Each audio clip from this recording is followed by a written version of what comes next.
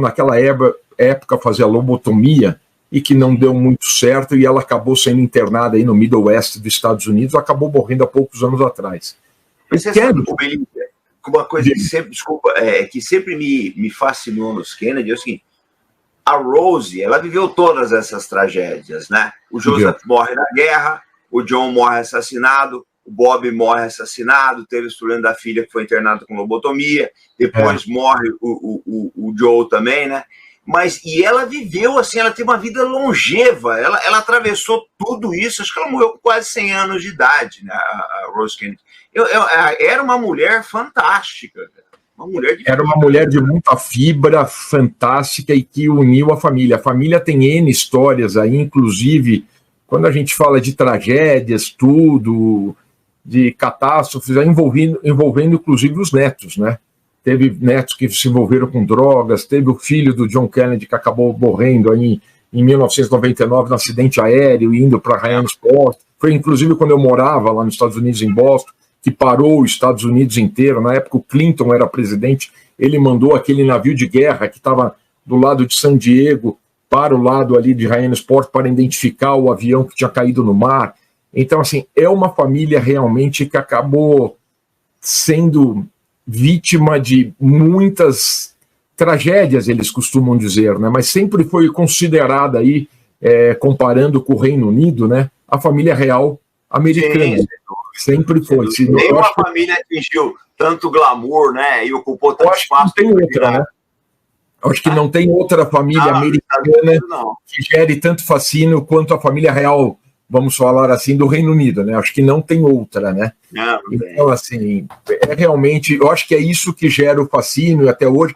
E se você analisar, é a família, não só do John Kennedy, mas de todos da família, aí tem história do pai, que a gente vai falar aqui também, que foi envolvido com o contrabando da lei seca, né? O pai, durante a Segunda Guerra Mundial, que nós vamos falar aqui também. Então, assim, tem história de todos, né, envolvido com os nazistas na Segunda Guerra. Então, o Joe, que era o filho preparado para ser o presidente, né, até o John Kennedy fala, o meu irmão mais velho era o preparado para ser o presidente, porque o John tinha uma vida mais de playboy na adolescência, né, mas mesmo assim, romancista não imaginaria uma história assim. Não. É uma história tão cheia de reviravolta. Eu acho que é isso que gera o fascínio, comandante, que assim, eu já devo ter assistido e lido o que eu tenho, eu tô aqui na minha biblioteca, né? Você não tem ideia o que eu tenho de livros, assim, porque você imagina, fora eu ter o fascínio, eu já ganhei da minha esposa, da minha irmã, dos meus irmãos, todo que eu já ganhei de livro dos Kennedy, da história do Camelot, né? Daí você tem desde a história do Frank Sinatra, que apresentava a Marilyn Monroe para o John Kennedy. Então, assim, tem histórias de tudo que é lado. Aqui, se a gente for falar do Kennedy, a gente está focando no lado do assassinato. Mas dá para fazer vários livros sobre a história. Era de ouro deles. Foi o período mais rico, mais poderoso da história americana, né? Eu acho que comparando com a história atual, aquela história era muito mais rica, né, comandante? Era uma história... Sim. Era mais de ouro mesmo. Porque se a gente analisar, a gente vai mostrar aqui o lado da guerra também. Assim, se a gente analisar o John Kennedy, pouca gente sabe, ele sofreu aí durante a sua infância doenças, desafios de saúde, né? Ele sofria colite, né? Colite, ele teve um problema nas costas, né? Que afetou muito, até quando ele era membro do Congresso, tem a foto dele embarcando em maca, né, que ele foi operado, né, das costas. Dizem que ele tomava, durante a presidência, ele tinha aquele médico de Hollywood que ele tomava injeção para suportar a presidência. Durante a sua educação, ele estudou no Short Rosemary Hall, que era uma escola de prestígio, e também frequentou Princeton, e também se formou em Harvard. Então você vê, eram pessoas, apesar de ter uma vida total privilegiada, elite, totalmente bem preparada. E apesar de fazer parte da elite, tinha uma experiência militar que hoje a gente não vê em elite, nem só nos Estados Unidos, como em nenhum país do mundo. Então, assim, era uma pessoa de elite, rica, e que durante a Segunda Guerra Mundial ele serviu na Marinha dos Estados Unidos e comandou o PT-109, né, que era um torpedeiro no Teatro do Pacífico, que teve, né, um contra-torpedeiro chamado Amagiri, né, que passou, japonês, que passou por cima dele e quebrou o barco deles nas Ilhas Salomon, e eles tiveram que ir nadando até a ilha, né? Isso aqui a gente vai mostrar também que ele acabou resgatando ali os companheiros dele do navio, do barco, e escreveu num coco pedindo resgate, que ali era o Kennedy que estava naquela ilha com o pessoal, e foram resgatados. E é algo muito interessante que esse coco ele acabou pondo numa moldura e estava na mesa dele durante a presidência, e ele costumava dizer que aquele coco era para nos momentos difíceis da vida dele durante a presidência, lembrá-lo que ele já teve situação pior. Então, assim, esse coco está lá na mesa da library. Então, assim, você imagina, eu acho interessante essa história do Kennedy, que você pega uma pessoa de elite, né, da mais top dos Estados Unidos, que lutou na Segunda Guerra, foi abatido e mesmo assim passou por situações difíceis e chegou à presidência dos Estados Unidos, né? Após a Segunda Guerra, ele acabou sendo eleito como deputado em 1946 e depois foi eleito para o Senado em 1952. E apenas após isso que foi eleito aí para a presidência da República dos Estados Unidos. E também tem histórias interessantes aí, quando ele foi eleito aí, o pai dele, que era uma pessoa controversa, que dá outro capítulo de... Para dizer o mínimo, né? Dá no mínimo, dá para fazer um capítulo aqui só do pai dele. O pai dele tem uma matéria interessante quando ele foi ali. Em Boston, como todos sabem, aqui, inclusive a minha família, tem um bairro italiano, né? Que é o North End. Tinha um candidato no North End, no bairro italiano, que era o que tinha a maior chance para ser eleito. O pai dele primeiro tentou comprar esse candidato, ele não conseguiu. Aí, quando ele não conseguiu, ele contratou uma pessoa com um nome igual ao nome desse candidato. Então, quando as pessoas entravam, você sabe que nos Estados Unidos, a pessoa entrava para votar, tem aqueles nomes, tudo que a pessoa pegava o número lá dentro da cabine. E aí, quando eu entrava na cabine, tinha o nome das duas pessoas, igual. Então, isso acabou dividindo o número de votos desse concorrente do John Kennedy. E o John Kennedy acabou sendo eleito por uma pequena margem contra esse candidato. Então, assim, tanto que esse candidato, óbvio, ficou pé da vida, tudo, mas não adiantou, foi eleito, e são as manobras, vamos chamar assim, pouco corretas da época, e foi eleito, né? Então, como eu disse ali, o avô do John Kennedy, que foi prefeito de Boston, era o John Francis Fitzgerald, conhecido como Ronan Fitz, né, que nasceu em 1863, que era um político americano do Partido Democrata. E o Ronan Fitz serviu como 35º prefeito de Boston, e foi eleito 2 vezes. E também, então você vê que a família já tinha, né, uma proeminência de política ali dos dois lados da carreira, e que o Joseph Kennedy casou. Podemos passar aqui para mostrar um pouco do lado do pai. Sim, senhor. Esse aqui é o que a gente estava falando, né? Que pouca gente comenta sobre isso, né, comandante? Que até você pode comentar, né? Esse é o lado que o Joseph acabou apoiando, o lado errado. Na verdade, o Joseph Kennedy, ele queria ser presidente dos Estados Unidos. E ele acabou não tendo chances de ser presidente dos Estados Unidos por esse erro de movimento. Quando ele se tornou embaixador ali na Inglaterra, né, ele acabou apoiando, ele achava que o Hitler tinha mais chance, né, que o partido nazista. Então é uma coisa muito importante nessa história, porque muitas personalidades dos Estados Unidos apoiavam o nazismo. O Charles Lindbergh apoiou, o Ford flertava. O que a gente nota, os historiadores gostam de varrer um pouco para baixo do tapete. A sociedade americana, em 1940, ela estava dividida. Não é que os nazistas eram minoria, não. Ela estava dividida. O pessoal gosta de varrer isso um pouco para baixo do tapete.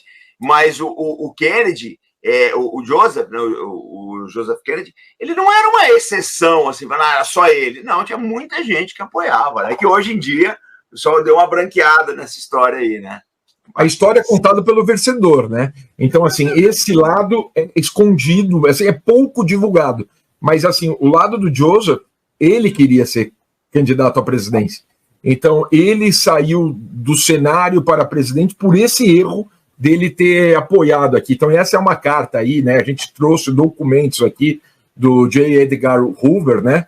Mostrando que ele estava apoiando, flertando com o outro lado, né? Então, assim, é o que a gente põe aqui. Ele errou o lado do apoio à guerra e aí sepultou qualquer chance dele. Pode passar aqui. Vamos lá. Aqui é algo interessante, né? Que aqui é a gente, para falar mais do Joe, né? O Joe era o melhor irmão, vamos falar assim, era o mais preparado, era o irmão, assim, que até o John Kennedy fala, era o irmão mais certinho, mais correto, mais preparado, e que estava ali na guerra e acabou tendo seu avião abatido ali no Canal da Mancha, né? Aqui são os dois, quando o pai dele era embaixador ali na Inglaterra, ele com os filhos. Então você vê, era uma família muito prominente, muito rica, muito preparada para o futuro ali dos Estados Unidos, né? E que acabou morrendo na Segunda Guerra Mundial. E quando ele morreu na Segunda Guerra Mundial, o pai, que tinha ambições aí, vamos chamar, sem limites, falou, agora é você que será o próximo presidente católico dos Estados Unidos. Avança o 02. E pôs o 02 e é algo interessante, né? Conseguiu, né? Conseguiu. Sim. Pode passar. Aqui é interessante para mostrar o lado aqui do John Kennedy, que ele serviu, né, como ali em 1941, de outubro de 41 até julho de 42, como tenente e como comandante do barco, né, o PT, tem vários livros aí, como esse PT 109, né, que foi abatido. Ele conta, inclusive, o John Kennedy, eu já vi ele contando sobre o que aconteceu, que o contra-torpedeiro, que é um barco grande, aqui, temos um comandante da Marinha aqui que pode dar muito mais detalhes sobre o que é esse barco, passou em cima dele. Então, o que ele conta é que eles nem viram, que estava à noite navegando ali, falando. Eles contam que o barco passou em cima dele, cortou o barco deles, e eles nem viram. Então, aqui tem N livros, filmes sobre o assunto, e aqui está a foto do coco. Esse coco é o que ficava, tem tanto a foto do coco quanto do lado direito. Aqui você pode ver aquela história que eu estava contando, que ele diz que ele deixava esse coco na mesa dele, para que nos momentos difíceis ele voltasse a lembrar naquele momento que realmente são as histórias de guerra, né, que são as histórias mais fascinantes. Eu atribuo para mim, assim, Segunda Guerra Mundial é um dos momentos mais ricos de história, né, porque milhões de histórias, que a pessoa ali mesmo, ele como presidente dos Estados Unidos, ele devia lembrar ali desse momento que ele passou no Pacífico como do momento mais difícil da vida dele. Então, com certeza, é um momento interessante que você pode visitar isso na biblioteca do Kennedy, JFK Library, ali em Boston. Pode passar, comandante, por favor. Aqui é interessante, eu trouxe apenas para vocês verem as datas, o período, né? Que 47 a 53 é Câmara dos Representativos, que seria o deputado, 53 a 60 o Senado. Você pode ver aqui o panfleto de campanha, né? E você vê com ele mais jovem como deputado e aí o senador, e depois concorrendo à presidência dos Estados Unidos contra o Nixon. E no Museu do Kennedy é interessante que tem aquele mapa dos Estados Unidos que você vê onde ganhou, onde não ganhou. Foi o primeiro debate que teve na televisão. Então, o primeiro debate que teve na televisão, algo interessante a contar, é que o Nixon, naquele dia, ele ficou o dia inteiro em campanha e chegou lá cansado.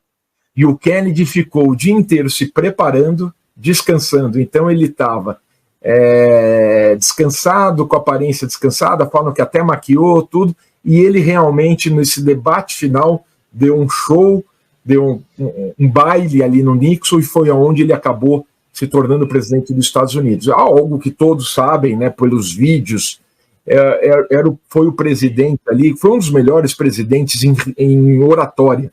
Eu acho que isso também foi algo que sempre me fez estudar a história dele, porque a oratória dele, você pega todos os vídeos de oratória dele, são muito bons. Então, independente da sua presidência ou não, o nível de oratória dele realmente vale a pena. E aqui, pode passar, comandante, eu já vou mostrar aqui que vai... pode passar o slide, por favor. Deixa eu só falar uma coisa aqui para os nossos por favor. ouvintes, talvez não saibam. Esse folheto aí, tá lá, né? Quase não dá para ver.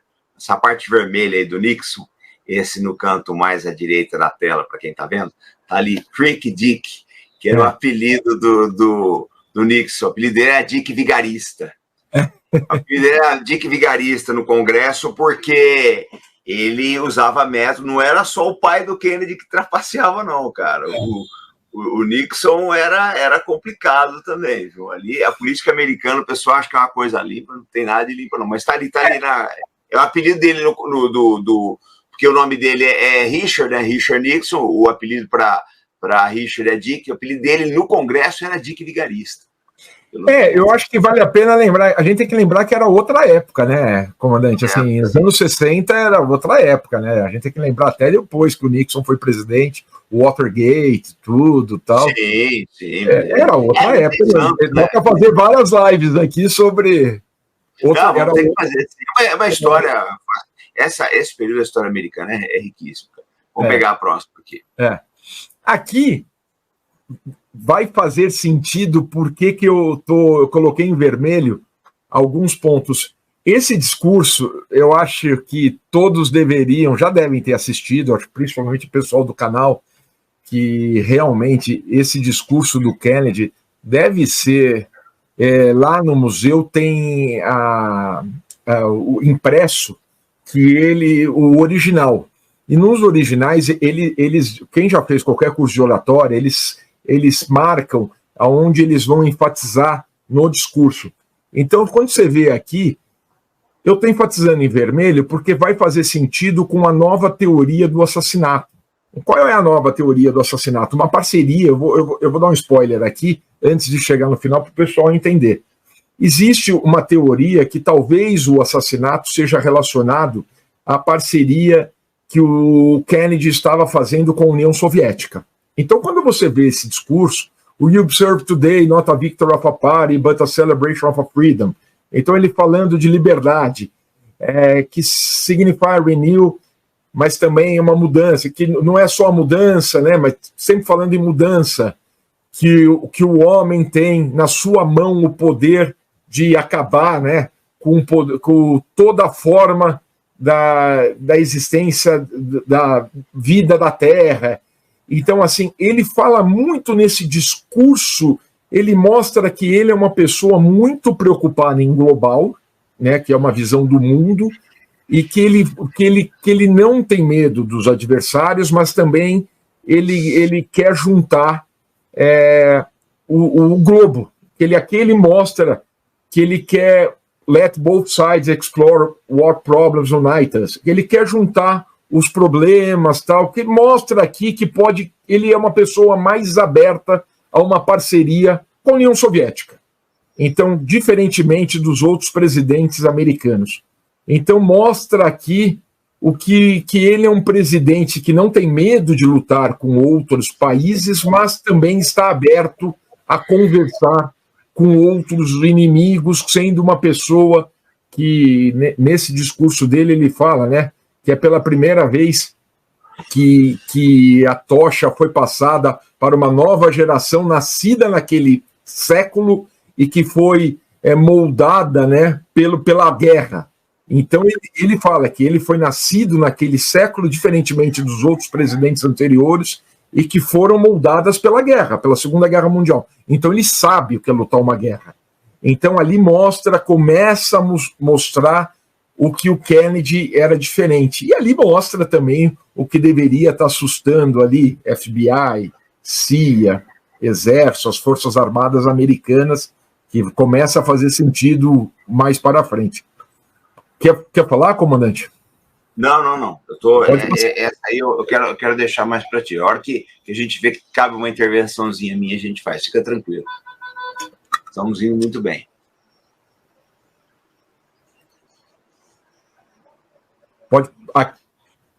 Passa outro slide. Aqui, antes disso, né, de falar do discurso na Terra, as principais, passando rapidamente aqui, eu preparei aqui do lado, as principais feitos dele como presidente foi a reforma fiscal, que ele defendeu lá, a lei de redução de impostos de 64, a Aliança para o Progresso, que foi uma aliança que ele fez, que buscava melhorar as condições econômicas da América Latina, a corrida espacial, vale a pena falar isso, que vai ser muito importante, né? O Kennedy se comprometeu a alcançar a Lua até o final da década de 60, que era o programa Apollo, e trazer de volta, né, o homem de maneira safe, né, segura, que foi o Apollo 11 com Neil Armstrong e o Buzz Aldrin, que se tornaram os primeiros astronautas aí a caminhar na Lua. A criação do Corpo de Paz, que eles fizeram em 1961, a crise de Cuba, que nós vamos falar aqui, que aconteceu em 1962, que vai ser muito importante para a tese, a Lei dos Direitos Humanos, dos Direitos Civis, que acabou sendo assinada pelo Lyndon Johnson em 64, e esses foram aí os maiores legados do Kennedy, né, cara? Esses foram os maiores legados dele. Aí é importante dizer que aqui o discurso dele em 61, que o homem devia se comprometer, aqui é legado, né, a ir à Lua em 1961. Você lembra também que a grande preocupação naquela época da Guerra Fria era que ir à Lua não significava, até o comandante Robson, que é um grande defensor aí de defesa, tudo vai poder nos explicar, você levando o homem à Lua é o mesmo foguete que capaz de fazer qualquer lançamento entre qualquer país aí de bomba, né, comandante? Então, assim, isso não era apenas um lançamento de levar o homem à Lua, mas sim uma demonstração de força e de poder. Quer falar algo sobre isso, comandante? Não, é que para eles, o Belisa, foi um feito, né? Vamos dizer o seguinte, que lavou a alma dos americanos, né? Porque a Rússia tinha sido o primeiro país a colocar o satélite no espaço. Depois foi o primeiro país a colocar um homem, né, andando no espaço, o homem no espaço foi o Gagarin. Então o que acontece? Os Estados Unidos estavam perdendo a corrida espacial. E com esse golpe aí, eles